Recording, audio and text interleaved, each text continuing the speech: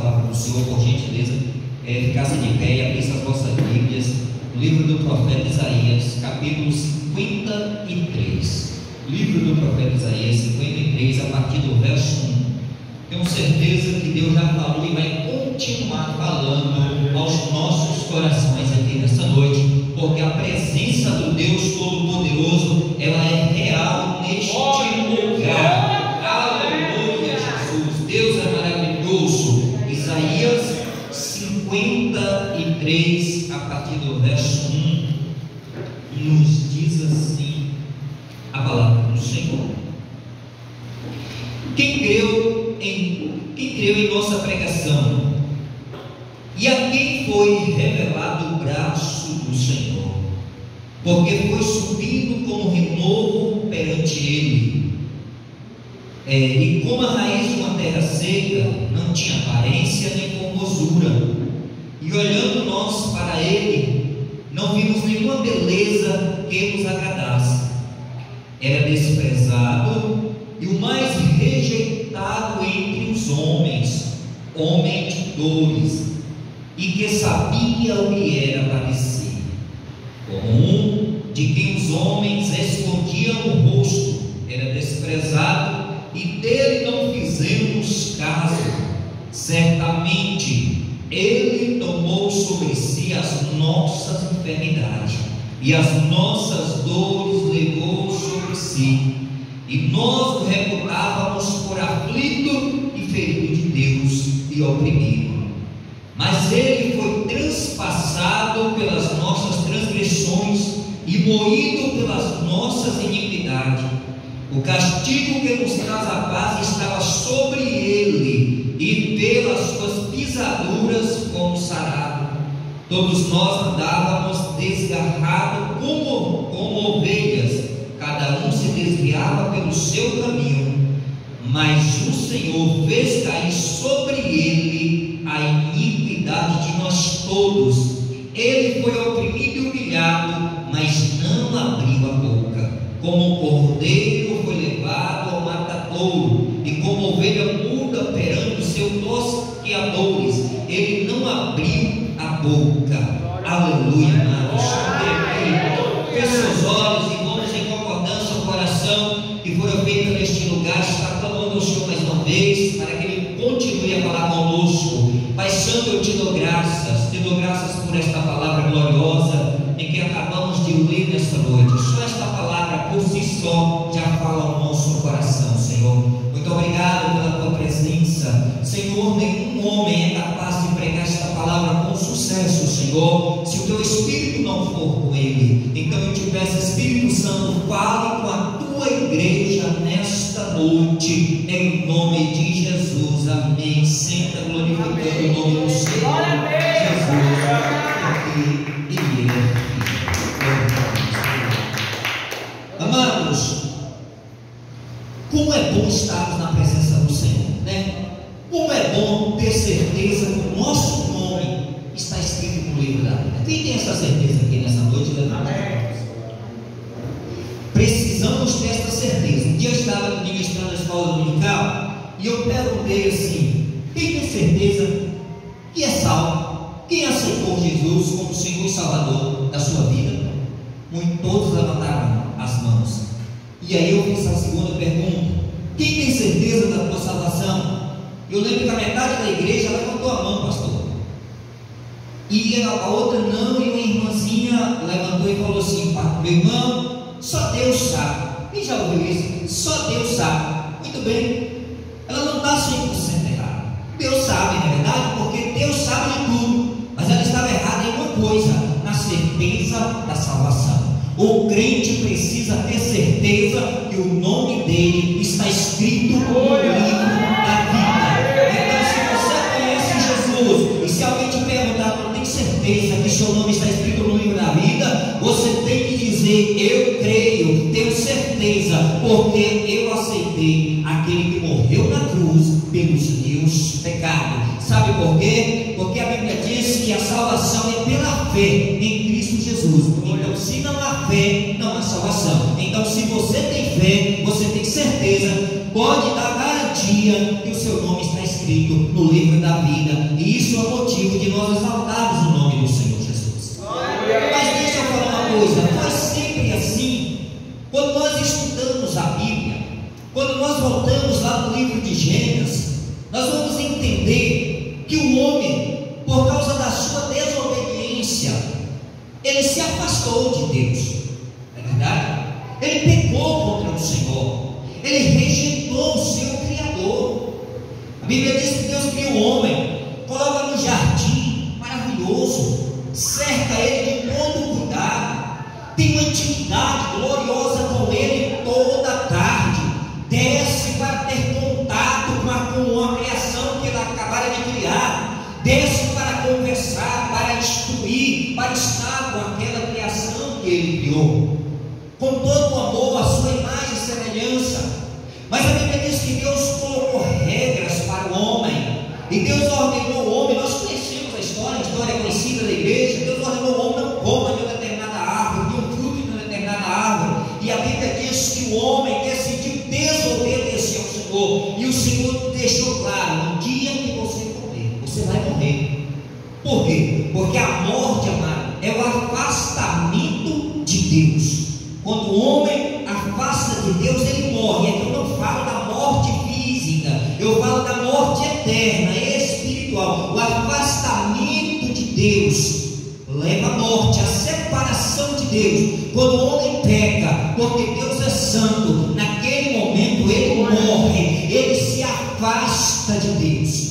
Então eu quero te dizer uma coisa: está aqui nessa noite dizendo: eu tenho meu nome escrito no livro da vida, amados. É o momento de alegria, de nos alegrarmos e entender porque o seu nome está escrito no livro da vida. E quando eu leio esse texto do profeta Isaías aqui, amados, eu me alegro e começo a entender e dizer para você: não foi fácil para você estar aqui nesta noite, não foi de qualquer jeito, meu irmão. Não foi simplesmente porque você decidiu sair da sua casa um dia, entrar na igreja e aceitar Jesus. Não é assim, porque primeiro tu tem que pensar em Jesus, o processo que houve para que você estivesse sentado no banco desta igreja. Houve um preço que foi pago pela tua vida, aleluia. Houve um preço que foi pago pela minha vida, amados. E aqui é uma das profecias mais extraordinárias que tem na Bíblia. O profeta Isaías é chamado de profeta messiânico. Sabe por quê? Porque era o profeta que mais profetizou sobre Cristo. Amados, presta atenção. O profeta Isaías é o profeta que mais profetizou. E quando ele chega neste capítulo, os verbos aqui estão no passado, quando você lê, mas ele está falando do futuro. Aleluia, Jesus. É como se o profeta Isaías, pastor Ebenezer, estivesse olhando para a cruz de Cristo. É como se ele estivesse com um telão ali e vendo o que Cristo passou para nos salvar. Então ele começa dizendo: aleluia, Jesus, glória a Deus. Certamente ele tomou sobre si as nossas transgressões, aleluia, Jesus. Ele tomou sobre si as nossas transgressões e as nossas dores levou sobre si. Glória a Deus, aleluia.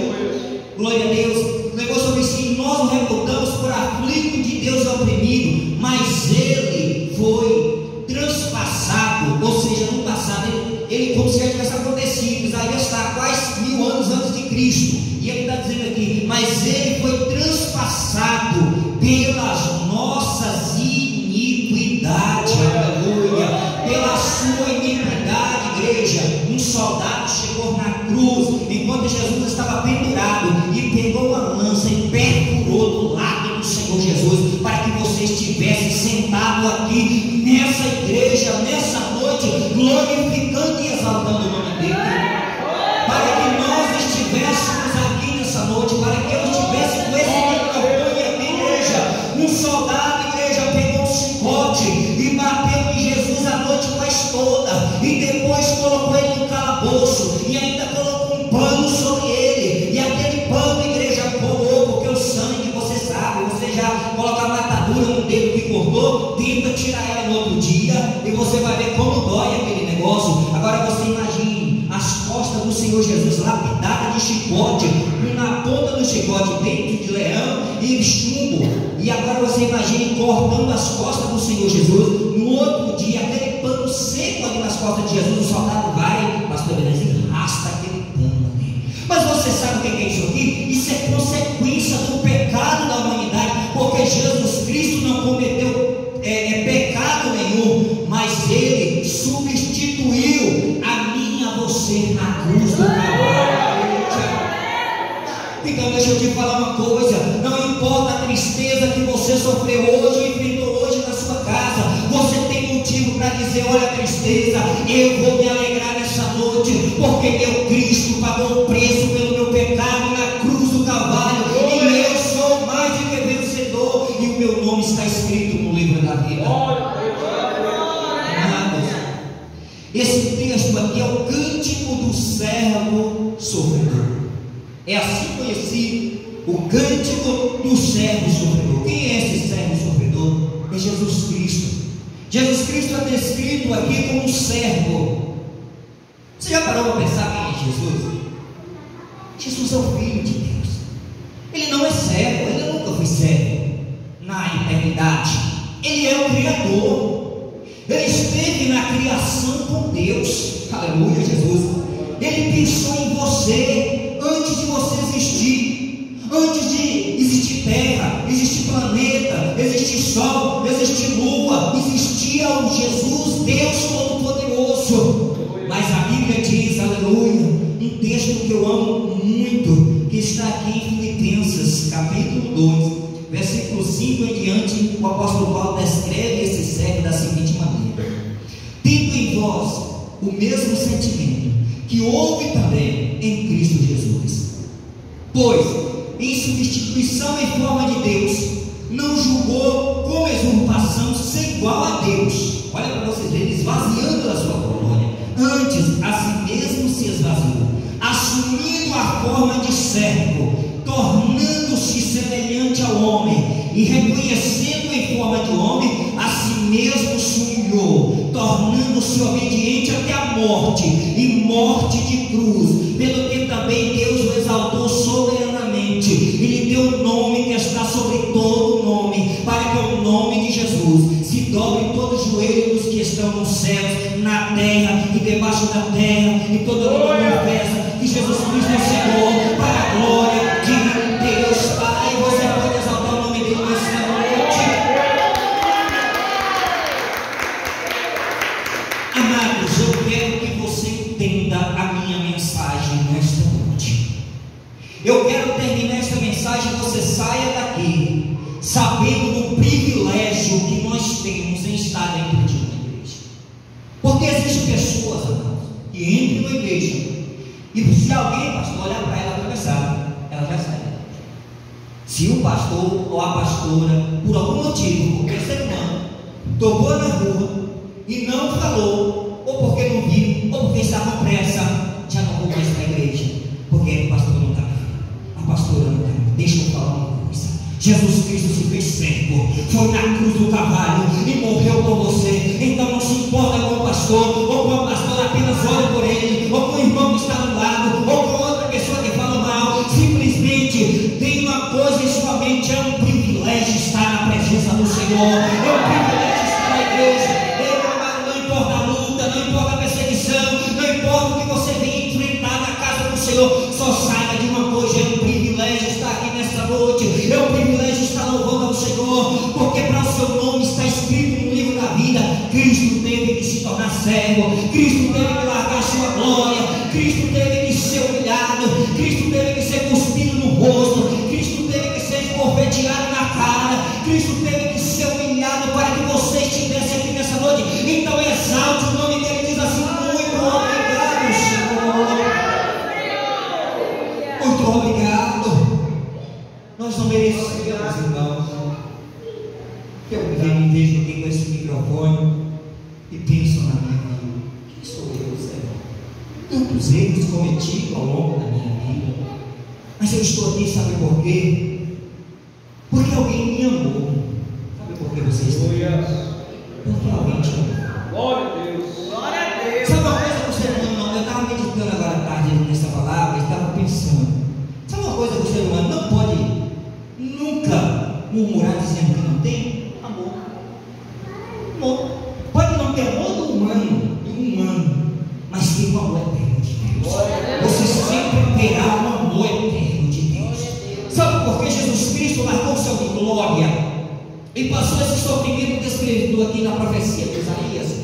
Porque Ele te amou, sabe? Porque Ele te amou. Deus te amou a ponto de enviar o único filho para morrer na cruz do Calvário. Sabe o que levou Jesus na cruz do Calvário? Foi o amor dele para comigo e com você, amados. E nós nunca podemos nos esquecer disso, sabe, meus amados?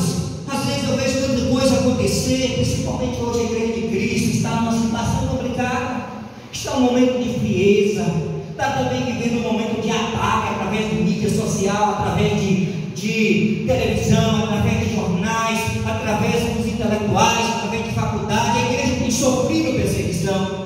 Mas deixa eu te falar uma coisa: a Igreja de Cristo, ela é poderosa, ela não pode baixar a cabeça, não pode ficar no estado que está. Ontem eu iniciei com alguns irmãos, desde já quero convidar o pastor Bené, se quiser fazer parte do grupo de oração e reavivamento do monte, uma vez no sábado. Eu me lembro quando eu iniciei há muito tempo atrás, eu sempre estava com um grupo de jovens no monte orando. Eu estive ontem orando ali, observei que até o lugar que a gente orava, a capinha já cresceu, não tem mais, não é mais como antes. Isso aqui, aí em cima tem Marisete, era cheio de gente orando aqui na torre, a gente ia para essas matas aqui. Hoje não tem mais esse negócio. A igreja meio que esfriou. Deixa eu te falar uma coisa: não deixe o amor esfriar no seu coração. Quando o amor estiver esfriando, lembra do sacrifício que Jesus Cristo fez na cruz do Calvário, igreja. Lembra da cruz do Calvário. Foi doloroso que ele passou. Foi humilhante o que Cristo passou na cruz do Calvário. Foi humilhante o que o Filho de Deus sofreu por você. Não se importa com as lutas dessa vida. Pastor, existe gente que vê a igreja, eu não estou falando aqui especificamente, eu estou falando de igreja. Quando eu falo igreja, esse termo igreja é no mundo todo. Existem pessoas que entram na igreja porque quer um milagre, porque chega um pregador de fora, porque quer, sabe, esse campanha de oração sempre chega. Deixa eu falar uma coisa: nós temos que ir na igreja primeiro, porque temos que todos os dias agradecer pela nossa salvação. Segundo, porque nós temos uma obrigação para com Cristo de adorá-lo, de exaltá-lo, independente, igreja, de bênção ou de milagre. O maior milagre já foi feito por você, o maior milagre já foi feito na cruz do Calvário. Meu irmão, vamos adorá-lo, vamos dizer: Senhor, eu estou aqui para te adorar. Senhor, não importa a luta, não importa a enfermidade, não importa a perseguição, não importa, como diz o apóstolo Paulo, nada nos separará do amor de Cristo. Quer seja tribulação, quer seja enfermidade, quer seja frio, quer seja calor, quer seja doença, nós temos que adorar e exaltar o nome do Senhor Jesus. A igreja tem que se levantar nesses últimos dias. A igreja não pode esquecer do sacrifício. Hoje não se prega sobre o sacrifício. Uma mensagem dessa não tem muito impacto, eu sei disso. Se eu fosse falar aqui de curas e milagres, libertação, de Lázaro que saiu da cova, se eu fosse falar do paralítico do tanque de Betesda que foi curado, se eu fosse falar da mulher do fluxo de sangue, se eu fosse falar de Daniel na cova dos leões, se eu fosse falar de Sadraque, Mesaque e Abednego na fornalha de fogo, se eu fosse falar da abertura do mar vermelho, talvez sugerir um impacto maior nesta noite. Mas deixa eu te falar uma coisa: mais importante do que esses milagres é a morte de Jesus na cruz do Calvário, que me deu a vitória eterna. Mais importante do que Jesus Cristo ter curado a igreja, ter libertado pessoas, é saber que Ele salvou pessoas para a eternidade. Não quer dizer que cura não é importante, não quer dizer que milagre não é importante, mas existe um grau de importância, e o grau de importância para o homem tem que ser essa salvação. Nós nunca podemos perder esse grau. Isaías descreve aqui o servo sofredor. Jesus Cristo teve que sofrer, não foi fácil. Tem pessoas que pensam que é fácil, chegam até ser egoísta. Eu vou quando eu quiser na igreja, faço o que eu quiser, eu sou livre. Mas estou vivendo um negócio livre, né, meu irmão? É livre, eu sou livre, então faço o que eu quiser, sabe? E pronto, e acabou. É o mundo de hoje. Mas não é bem assim que funciona a palavra de Deus. Não é bem dessa maneira que as coisas ocorrem aqui. Não é dessa maneira. Jesus Cristo foi na cruz do Calvário, pagou o preço pelo pecado, mas é eu que devo agora fazer a minha parte de buscar Ele. É eu que devo agora me santificar. É eu que devo agora me entregar. É eu que devo agora me disponibilizar para Ele. É eu que devo agora me colocar à disposição desse Cristo que sofreu por mim. Sabe por quê? Porque antes Ele era servo, agora Ele é rei. Antes Ele era servo, agora Ele é rei. Antes Ele estava na cruz, agora Ele está no trono da glória. E um dia Ele vai me julgar pelas minhas ações e atos. Um dia Ele vai me julgar. O que foi, Leandro, que você fez com a minha cruz? Leandro, você trocou pela internet, pelo celular. Leandro, você trocou a minha cruz, você trocou a minha mensagem, você trocou meu chamado pelas coisas desse mundo. Um dia, igreja, nós seremos cobrados por esse período que Cristo pagou.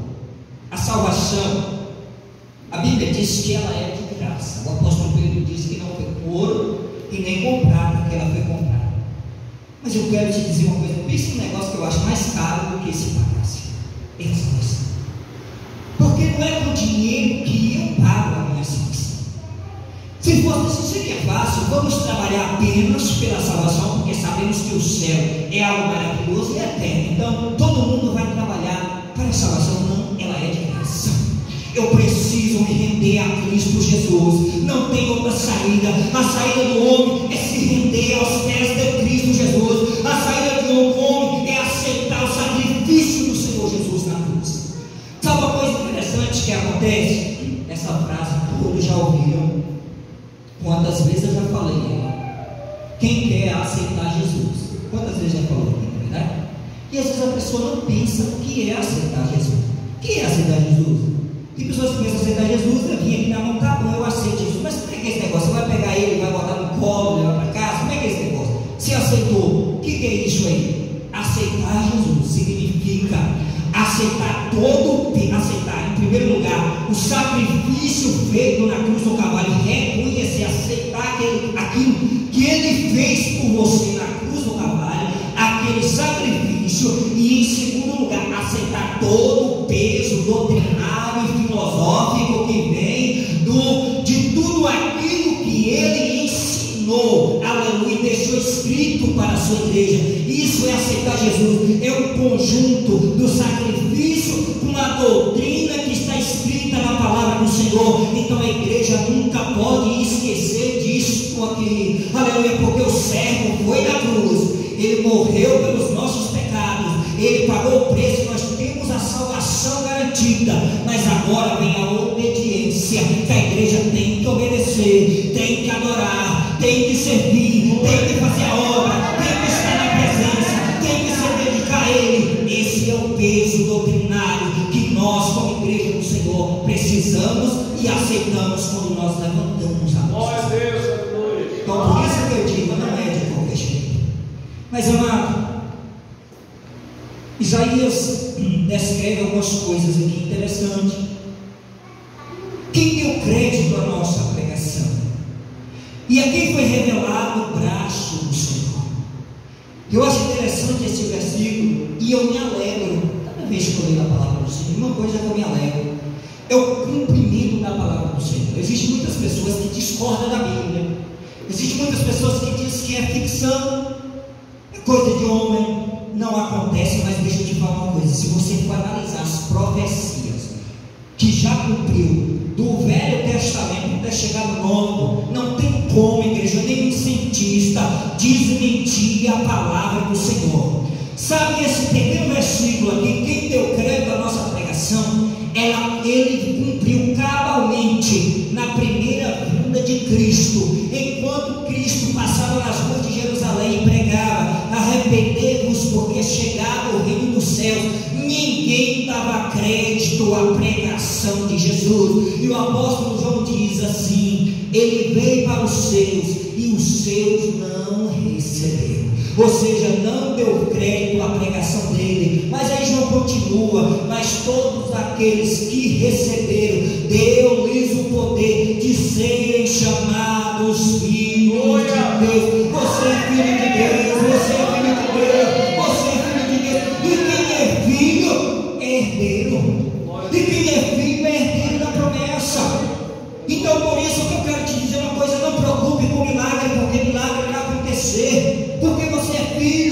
não preocupe com bênçãos, porque você é filho.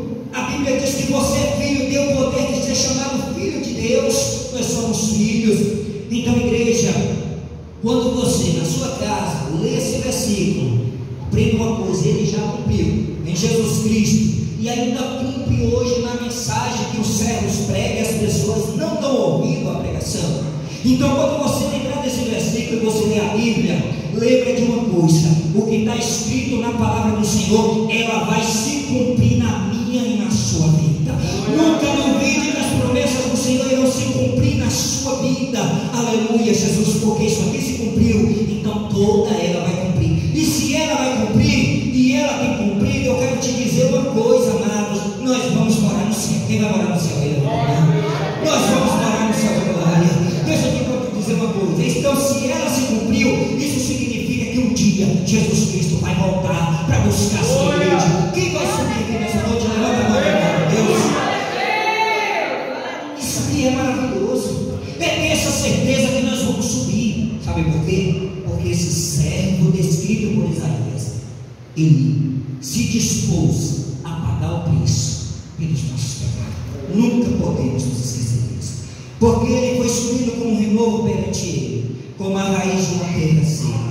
Não tinha parecendo em formosura, e olhando nós para ele, nada, nenhuma beleza vimos que nos agradasse. Ele foi desprezado. Quem já foi desprezado alguma vez? Eu acho que alguém já foi desprezado. É terrível o desprezo, né? Quando alguém chega assim, espera, e você pensa: meu Deus, mas por que, Senhor?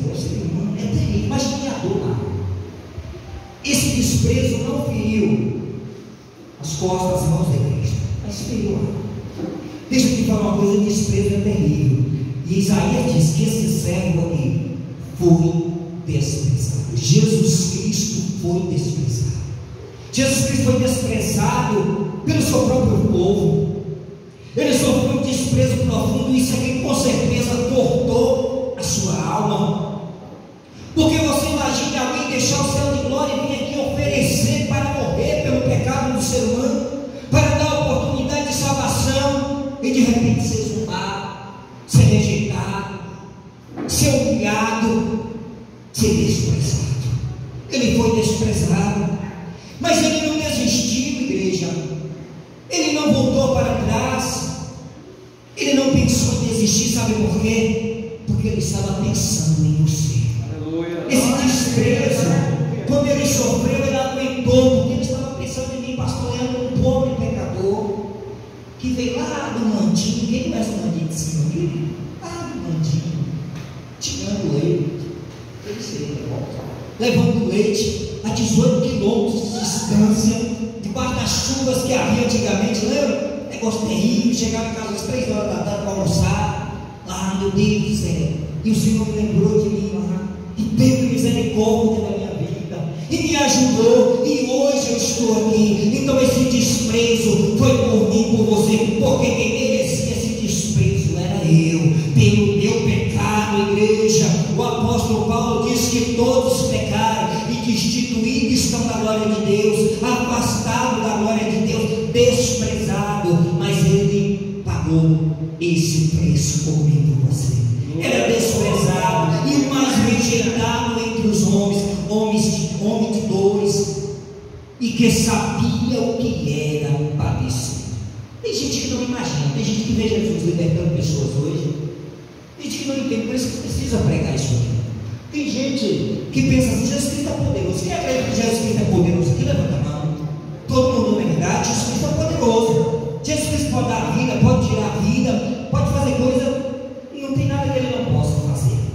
Mas deixa eu lembrar de uma coisa a todos vocês: antes de tudo isso aqui, ele passou por esse sofrimento que Isaías descreve aqui.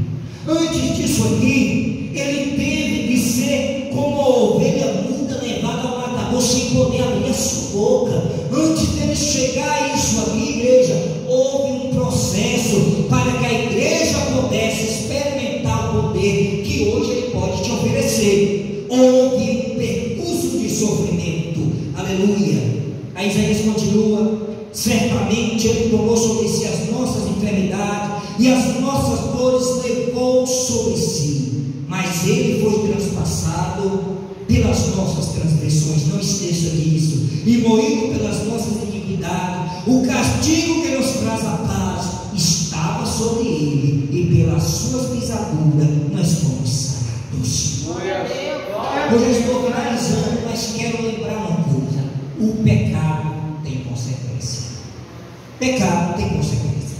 E o pecado inicial lá do jardim do Éden trouxe a consequência para o homem, que é a morte, que é a dor. Como o homem tem enfrentado dor no mundo, né? Sofrimento. Olha para vocês verem aí como o mundo sofreu nesses últimos 3 anos com essa enfermidade. Mas a causa primária dessa enfermidade não é apenas o vírus. A causa primária está lá no Éden, é o pecado do homem. Por isso que o corpo do homem é fragilizado pelo pecado. Sabe, igreja? Pela transgressão. Por isso que o homem sofre. Por isso que o homem não tem paz. O mundo que nós estamos vivendo está em pé de guerra. Vocês observam isso, não é verdade, meu irmão? Olha como o mundo está hoje, em pé de guerra, sofrimento, as pessoas têm sofrido, famílias destruídas. O homem tem buscado a paz por meio do estudo, por meio da tecnologia, do desenvolver da ciência. Mas Isaías deixa claro aqui: o castigo que nos traz a paz está sobre ele. A paz do mundo está em Cristo Jesus. A paz do mundo não está na ciência, ainda que precisa da ciência. A paz do mundo não está no conhecimento da faculdade, ainda que precisa da faculdade. A paz verdadeira está nesse servo sofredor que foi na cruz do Calvário pagar o preço pela humanidade, e que a humanidade tem rejeitado a sua mensagem. E nós, como igreja do Senhor, precisamos anunciar para o mundo aí fora. Precisamos dizer para aí fora: a paz está em Cristo. Precisamos dizer para o homem: olha, a paz do mundo se encontra não no governo, mas se encontra em Cristo Jesus. Todos nós andávamos desgarrados como ovelha, cada um se desviava pelo seu caminho, mas o Senhor fez cair sobre ele a iniquidade de nós todos. Olha esta frase: mas o Senhor fez cair sobre ele a iniquidade de nós todos. Quer dizer que Deus, o Deus Criador dos céus e da terra, aleluia, Jesus, amou o mundo tanto que Ele, olhando para o homem, não viu nenhuma possibilidade de salvar o homem pelo próprio homem. Então Ele criou um meio de salvação. Então Ele fez cair sobre o seu próprio filho. Isso aqui é Deus. Sobre o seu próprio filho a nossa iniquidade, para que Ele pudesse, o nosso Deus Criador, nos resgatar para Ele, e um dia, igreja, poder viver eternamente com o Senhor na glória. Amém? Você pode passar para Ele nessa noite?